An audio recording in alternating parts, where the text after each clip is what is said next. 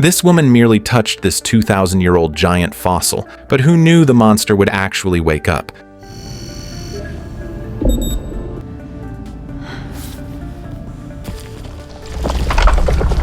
Before she could figure out what was happening, the troll broke free from the seal and smashed the entire laboratory into ruins.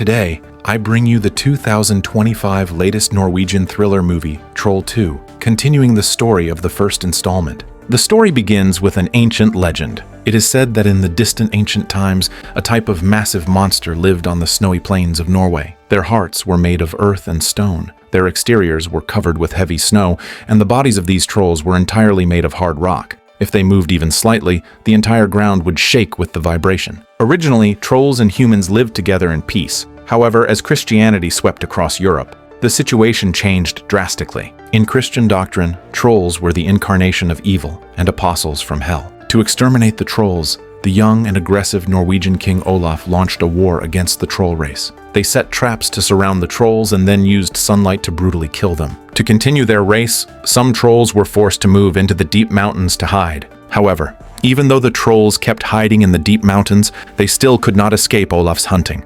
Soldiers entered the mountains and slaughtered the remaining trolls one by one. Eventually, all the trolls were killed, and trolls withdrew from the stage of history. The legends about trolls were compiled into fairy tales, spread throughout Norway, and became bedtime stories for children. Whenever she heard her father's stories, young Nora would always unconsciously ask questions. Trollene var der først. Ikke sant? Og hvorfor var det ingen som hjalp trollet da?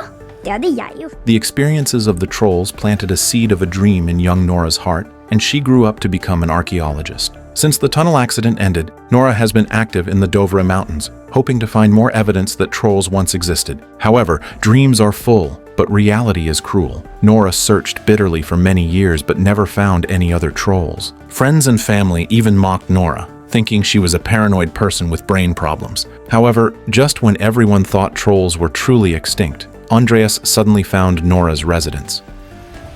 Jeg tror at han hadde likt det jeg har lyst til å vise til deg også.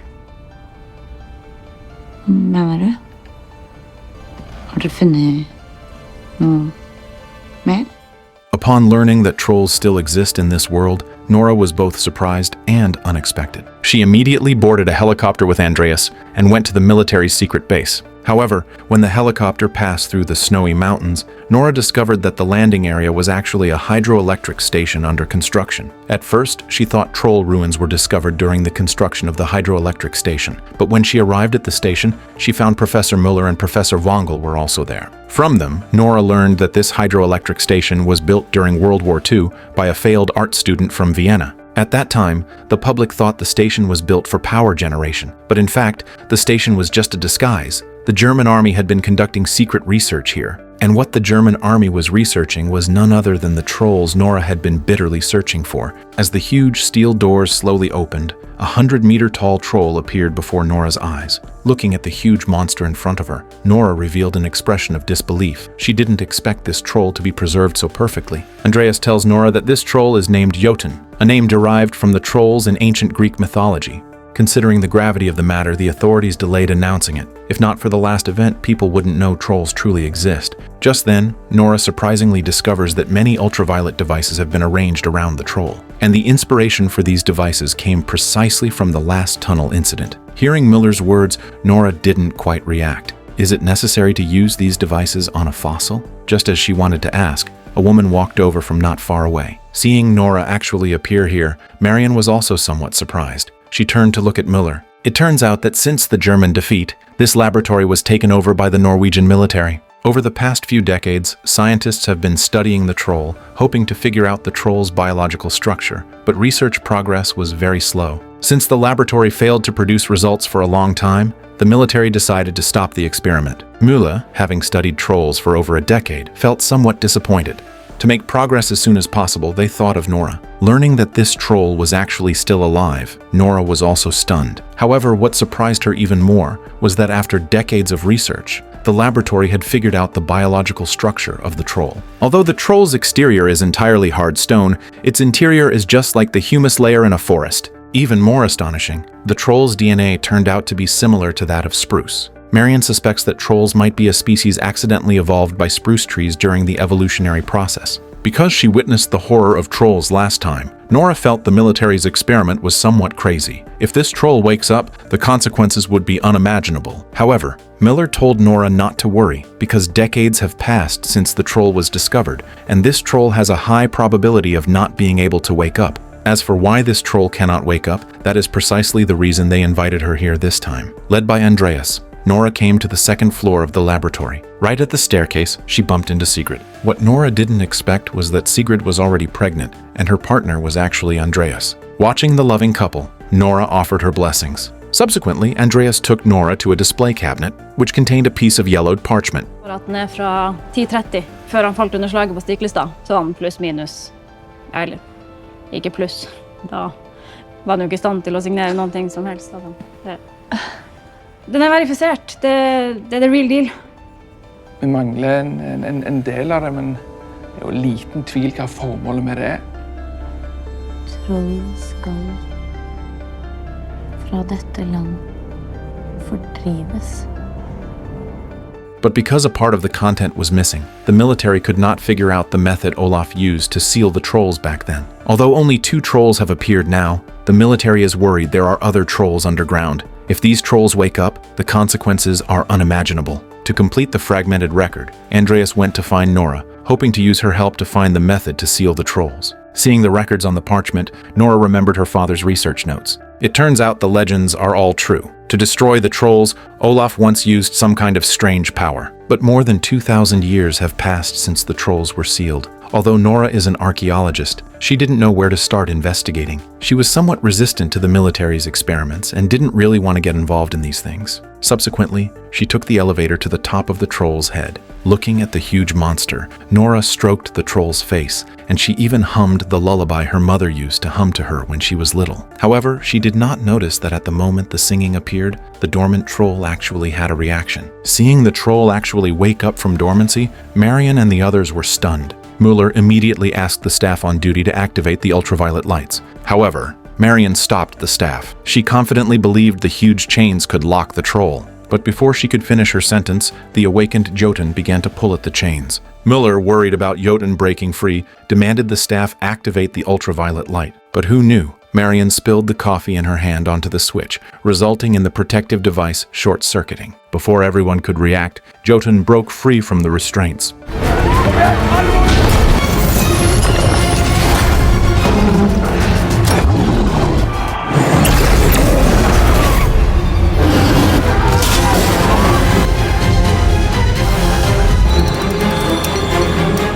Watching the huge monster, the staff in the laboratory scattered. However, trying to run now was too late. Vongel was just a second too slow and ended up being stepped on and killed by Jotun. In the panic, Andreas led Nora and the others to escape through the back door of the laboratory. However, just as the group arrived at the entrance, they saw Jotun also drilling out from the tunnel. With just a light touch from Jotun, the pipes of the hydroelectric station were destroyed. Fortunately, he did not continue his actions but turned and walked into the distant forest. The news of the troll Jotun's escape quickly alerted the military. To prevent the tragedy of a few years ago, the Prime Minister arrived at the scene immediately.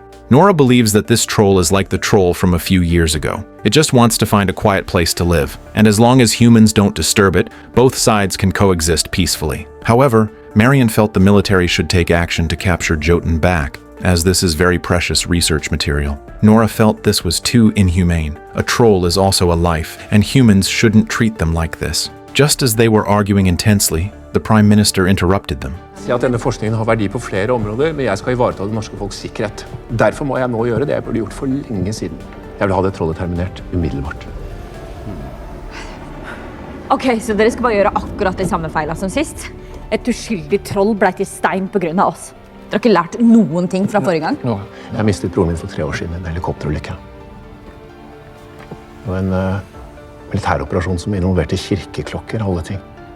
Hearing the Prime Minister mention the tragedy of 3 years ago, Nora could only obediently shut her mouth. Considering the harm of the troll outweighs the research value, the Prime Minister did not hesitate. He immediately ordered the military to launch an operation. Through location tracking, the military quickly discovered Jotun's trail. After leaving the hydroelectric station, he headed north all the way to the distant deep mountains and finally disappeared into the depths of the forest. The person in charge, Christopher, speculated that Jotun might be hiding in the mountainous area near the forest. He immediately sent a squad to search that area. However, Nora didn't know that it was precisely her casual act of waking up the troll that would lead to hundreds of people dying in this disaster. At a ski resort in northwest Norway, a group of young people is partying at the ski resort's bar. Just as they were having fun, the surrounding ground suddenly shook. They thought an earthquake had occurred. But before everyone could evacuate, the roof of the bar was torn off. However, looking at the suddenly appearing troll, the young people thought this might be an activity of the ski resort. One young man even took out his phone to take a photo with the troll,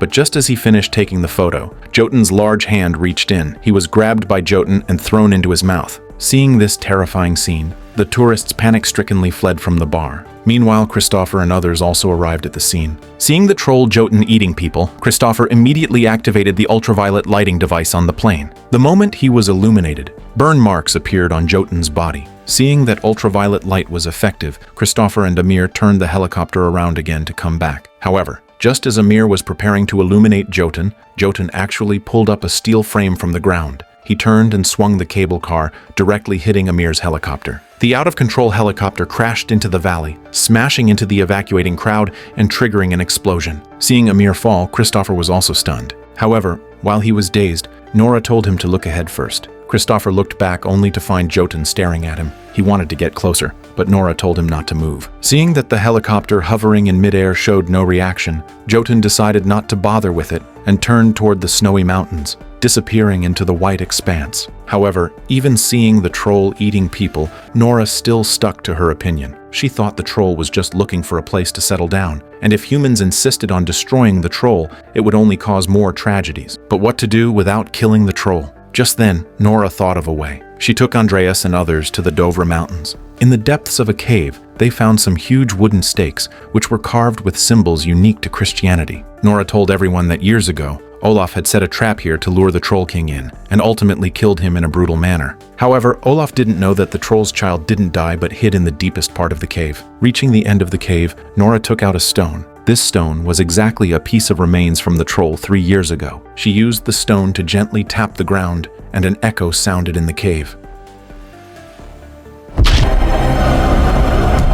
Looking at the suddenly appearing troll, Andreas and the others were scared silly, but Nora told everyone not to worry. This troll wouldn't hurt anyone. It turns out that in these years of research, it wasn't that Nora discovered nothing. She found this troll in this area, and worrying the military would find out, she deliberately concealed this news. Through a few years of interaction, Nora also learned that this troll is actually the son of the Troll King. She not only became friends with the little troll, but also learned the other's language and gave it a nickname called Beautiful. And the reason Jotun woke up was precisely because Nora hummed the Troll Clan's ballad. Nora took out the remains in her hand and approached Beautiful. Seeing that Nora could actually communicate with the troll, Andreas and the others were stunned. Nora told Beautiful about the awakening of the other troll. She wanted Beautiful to help tame Jotun. As long as the troll doesn't cause destruction, humans won't launch an attack. Learning that there are kin on Earth, Beautiful let out a special roar, and Jotun, who was wandering on the Jade Dragon Snow Mountain, also heard the summons. He rushed towards the snowy mountain. Meanwhile,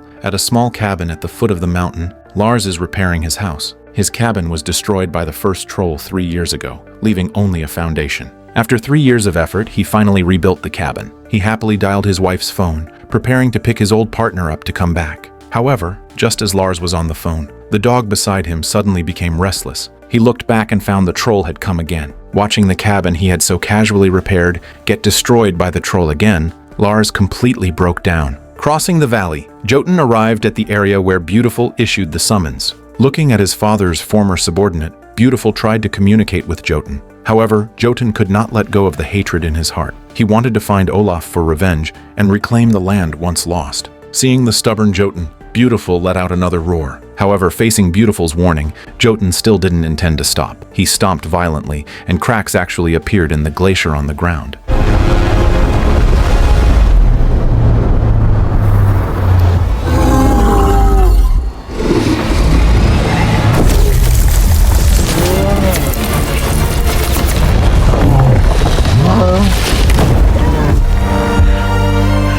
Watching Beautiful fall into the water, Nora wanted to rescue him, but how could weak her save the other party? In the end, she could only watch helplessly as Beautiful fell into the water. Having finished off Beautiful, Jotun turned his gaze to the helicopter on the ground. Fortunately, Christopher had prepared in advance. Seeing the situation was wrong, he had already started the helicopter. Just as Jotun reached out his hand, the helicopter took off just in time to dodge the attack. Jotun did not tangle with Nora and the others, but turned and walked towards the north. Looking at the ice hole on the ground, Nora blamed herself very much. She thought Beautiful had drowned. Leaving the snowy mountain, the group returned to a supply station at the foot of the mountain. Nora sat in a chair, unable to let it go for a long time. Just then, a gust of wind blew past, blowing the map off the table. Andreas happened to pass by and picked the map back up. Looking at the folded map, Marion suddenly felt Jotun's route was somewhat strange. Logically speaking, if Jotun wanted to find a quiet place, he should go northwest, where it is all mountainous and very suitable for hiding, but Jotun kept moving north. She opened the map and found that to the north was Trondheim. Hearing Marion's words, Nora suddenly thought of something. She opened her father's notes and found Jotun's purpose for moving north in the legends about trolls. Han vill ha hävn. Looking at the records in the notes and looking at Jotun's destination, Nora thought of Nidaros Cathedral. This church was once Olaf's palace, and he was also buried there. Could the power Olaf used to seal the trolls be hidden in the church? To figure out how Olaf sealed the trolls back then, the group hurriedly rushed to Trondheim, preparing to search Olaf's tomb to see if there were any clues. At Nidaros Cathedral, Nora found her old friend Esther. She is the person in charge of the church and also a good friend of Tobias. Learning that Nora wanted to find Olaf's tomb, Esther felt there was little hope. It turns out after Olaf died, he was originally buried in the cave beneath the church, but due to war, the church was burned in the fires of war. When believers restored the church, they found Olaf's coffin was gone. Esther speculated that believers might have moved Olaf away when the war happened. As for where he was buried, they didn't know either. Looking at the empty cave, Nora had no clue for a moment. Just then, Andreas noticed a protrusion on the mural. He thought the mural was damp and wanted to reset it, but who knew he accidentally broke the mural. Looking at the small hole on the wall, Esther suddenly thought of something. She found there was also a small hole at Olaf's knee and neck in the mural. Nora looked back and found the small holes on the mural corresponded exactly to the torch beside it. She tried inserting the torch,